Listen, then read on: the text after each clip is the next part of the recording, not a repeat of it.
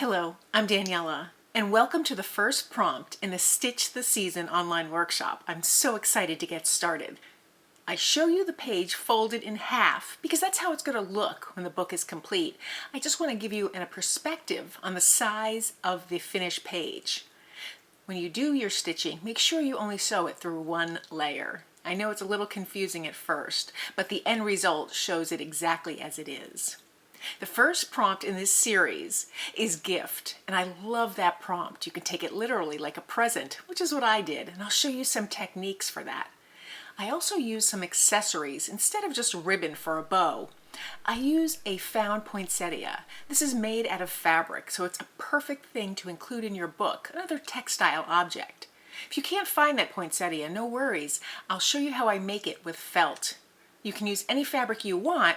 I like felt for a number of reasons. It doesn't fray when you cut it, and to me it really is the epitome of winter. There's something about the quietness of sewing through felt that just reminds me of winter. So let's get started with our first prompt. So for today's prompt of gift, I want to take it literally and make a present. So I have this poinsettia. It's like made with some kind of faux velvet, but it's beautiful and elegant, and I could use that as like the bow on my present. I have my pages here, just the pages of the book, and I'll show you just really quickly how I'm going to put that together, and then we'll make the page. And I can use this, but I'm going to make my own version in case you can't find this. This is just something I found in a pack of 3. And I just thought it was very elegant and beautiful. It's too big for my page, so to use it, I'd have to take it apart, and we'll do that as well. Or in case you want to modify an ornament, I'll show you how I do that. So to start with, I have all the pages that I cut, the 6x8 pages. I only need one because that's going to be the background for my present today. Now I have 2 of the fabric pieces that I cut and pressed to be the pages of the book, and like I said, these will peek through, these won't really show. When they're finished, they'll be stitched together and top stitched over just like this, so that they have a nice neat edge all the way around, and they'll be bound together just by folding it in half here. So I'm going to keep in mind that little fold when I do my work on the pages, because this is the area that I have to work on. I already showed you the template. 6x8 inches. So I only need the first page, and because it's going to be bound back to front like this, my first page will be this piece. So I'll just remove that additional page. And this is the area I'm going to be working on. So I have my piece of fabric cut. Now it's a little large for here. I cut so many of them, I wasn't exactly accurate with my cut, or perhaps I even pressed this a little inaccurately. So I'm just going to trim this down. Now for this one, you can decide if you want a raw edge like here, or I think I might tuck this one and make it considerably smaller than my actual full page, and this will have some of the background peeking through.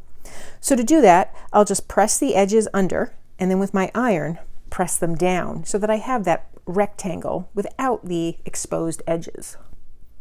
So there I have my little rectangle pressed.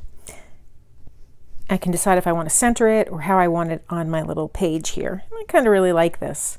So now the next step would be to find the ribbon that I want. I want to have some cross ribbon, like a gift that was wrapped. So I went through my stash and found a bunch of ribbon. So I have different widths of ribbon, different colors. I can test them out to see which one I like. I really like this little one, but it's awfully little. But it's still a contender. It's a little velvet ribbon. Then I have some patterns, and I think the patterns are just too much with my page. So that's not going to work for me. I really love this fur ribbon. It's like the trim on Santa's hat, but I just don't think this goes with this page. And I love the color here, but it's a little big, but it's not bad. It's Christmas time. I think I'm going to go with big. So I'm going to take this ribbon and use it to make like a cross of ribbon here, as if the gift was wrapped with this ribbon. Maybe I'll make some tails as well. Now this ribbon is wired, I believe. Yes, it's wired. So I can remove that wire if I want. It doesn't really affect me here. And maybe when I make the tail, I'll kind of want to angle it. So I think I'll leave that ribbon in. So that's good. I have a little start there. I'll trim off a little piece. Now I want to add additional aspects. So I have my ribbon on a very rough form. I have my oversized bow, which I'll trim down somewhat. And now I want to have, aside from ribbon tails, I want a little more texture. So I found some lace that I'll use. Just to add a little texture, I'll put it underneath the ribbon. So I'm getting lots of interest here. And then I think I want to have a tag, like a gift tag. So I went through my stash and I found I have a rubber stamp with a gift tag here. I also have some other rubber stamps. And while I was going through my rubber stamps, I found additional ones. So I'll probably stamp a bunch onto some fabric to use here. But I know I definitely want to do that to and from. So I'll just stamp it onto my fabric, and then I'll have a piece that I can use on my book, and I'll have an additional video showing how to use rubber stamps on fabric. So I've stamped the images onto the fabric, and now I want to cut it out so that I have my tag. I'd like to cut it out generously so that I could fray the edges or trim it down as I'd like. So that's starting to come along. So now I'm ready to work on altering this to fit my needs. Well, there are a couple of things about this that aren't working for me. It's too big, and these little balls here are too big. So I'll take it apart. Now, some ornaments you can salvage. There'll be other ornaments that you can use. You don't have to use the poinsettia. Some you won't be able to use. They're just not the right size or the right shape for what you want. But then there are others that you can get away with. It might be a little too thick. You can alter that as well. There's something like that. So it's a cute little touch. But for the poinsettia, what I like to do is just pull it apart. And I can see that it's attached with just some glue, some maybe hot glue. So I'll just gently pull it apart, removing the back layer. And I can see that it's tearing the fabric a little bit, so I just have to be a little cautious with that. And now I've removed the back layer and the hanger, which I don't need. So I have a much smaller poinsettia here. So you could stop at that, or you can just remove it one more time. And now I have a much smaller piece that works out really well. If I didn't like this size, if it was still too big, I could take my scissors and trim it down further. I'd also like to take apart these little balls here. Oops. And then replace them with smaller beads that would fit. So that's another option. Today though, if you can't find the poinsettia but you'd like to create it, I'm going to show you how to make your own. You'll need some felt. So this is just some wool felt, and instead of making it white, I thought I'd make it this beautiful maroon color. It sort of matches my ribbon. A little different, but the overall color scheme goes well for my book. So this is the largest layer of that poinsettia, which was too big, but I made a template out of it. So to make a template, I just folded it in half, just trying to make it so it was symmetrical, because I always find it's easier to make a cut on a folded piece of paper. I folded a piece of paper, traced around the edge, and then when I cut it out, I have the template. Now, it's easy enough to make if you don't have the poinsettia. It's just 3 petals, and they all come to the end here. Because this one was too big, I made a smaller template. This one has 6 petals. You can alter it as well. I'm going to fold my felt,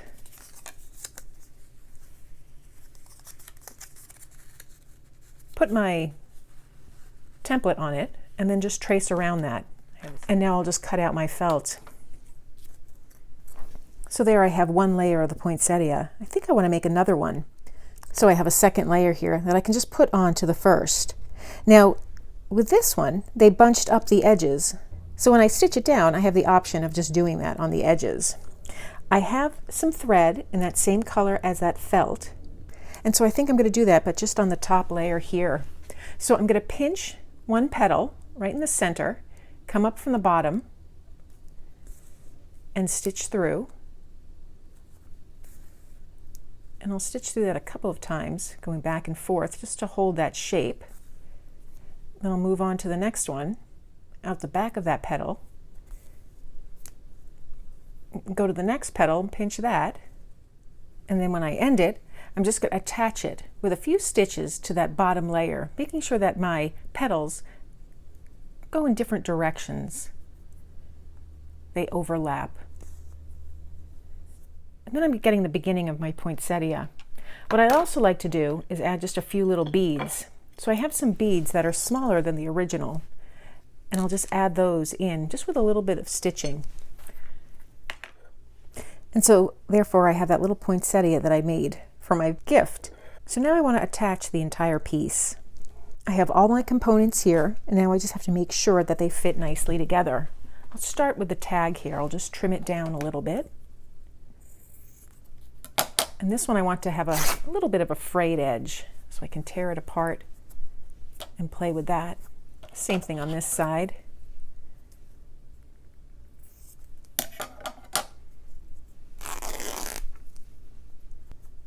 And I'll play with the edge here. You can always trim that down further, but I like to have a nice starting point. And now I have my page folded in half like it will be when it's bound in the book. I have my present just like that. I think I'll leave it centered on that page. And now I want to make my strips. I can make a perfect cross as if the strips were going around the center of the box, both horizontally and vertically. But I think I'm going to do it a little off center, and this way I can really showcase my textures and my tag. So I'm just going to trim this down a little bit. I have one this way. And then I wanted to have some tails as well. So that'll be stitched this way. I'll cut that down.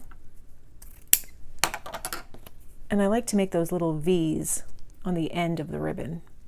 Now I might have to trim this further after I get everything set in place. I want to tuck my ends underneath that present. So I'm just going to fold it over like that. And I'll fold over the bottom, and then I can fold over this part here, and I'll add all my little extras. So the first thing I need to do now is stitch the present itself and the first layer of ribbon to the top here. So I'm just going to stitch over everything. I have some red thread that matches the ribbon, and I'll stitch over that. And then I have some thread that matches this piece here. I have 2 strands of embroidery floss for the fabric that I want to attach to my page, because I don't want the stitches to show. If I wanted the stitches to show, I'd add more threads of floss, or even use all 6, but I want a little delicate stitching here. And I have 3 strands of thread on the red, and I chose to do an extra strand of thread on the red because the ribbon itself is a little thicker than the cotton fabric. So I needed that extra heft. So I'm just going to top stitch the first row and show you how it looks.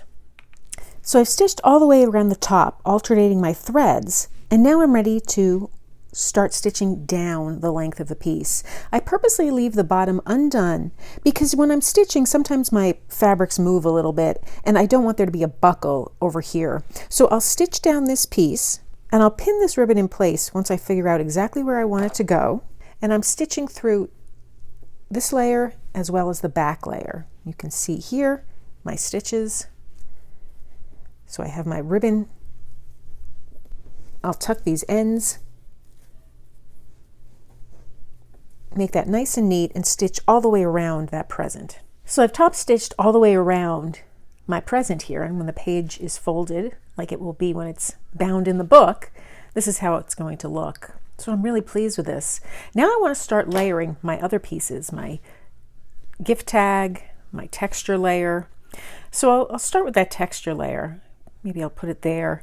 I can trim this down. I don't really need it to stick out very much. And then the gift tag. And I like the tails of this ribbon to show as well. I don't really want the inner side to show, so I think I'll have to just cut this and kind of fake it that it was folded neatly. And I kind of like them peeking out a little bit. If I didn't, I would just up that a little. And I have my tag here. And then I'll hide all that with that poinsettia. And I love how that came out. So now I'm just going to tack that down with some thread that matches the poinsettia, stitching through all those layers. So I think what I'll do is I'll just do a couple of stitches first back here to hold all this in place, and then I'll add my flower to the top. So I've completed stitching it all around, and on the back you can see I anchored all of the ribbons and the poinsettia really well. I've stitched around the piece, which also holds the ends of the actual page closed, and everything's on here nice and securely, so I'm pleased with that.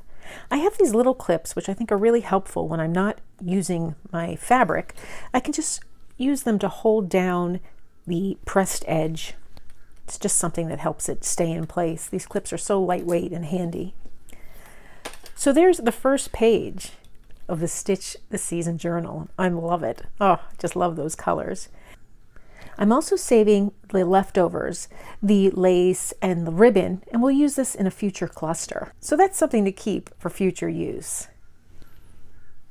So that's the first prompt in the Stitch the Season series. I put it on my first page and I showed you how I created it. Create your own version and post them in our Facebook group. I have an additional video, a companion video to this one, that shows a little more in-depth look at stamping onto fabric for Christmas images. We'll use different images later on in the series, both text as well as pictures, images that we stamp on, Santa, the soldier, those type of things. Use any stamps or images that you like and that you have. Use what you have. There are links below for all the videos in the series. If you found this video helpful, please give it a thumbs up and be sure to subscribe. And please consider becoming a paid member of my channel. Thanks for joining me today.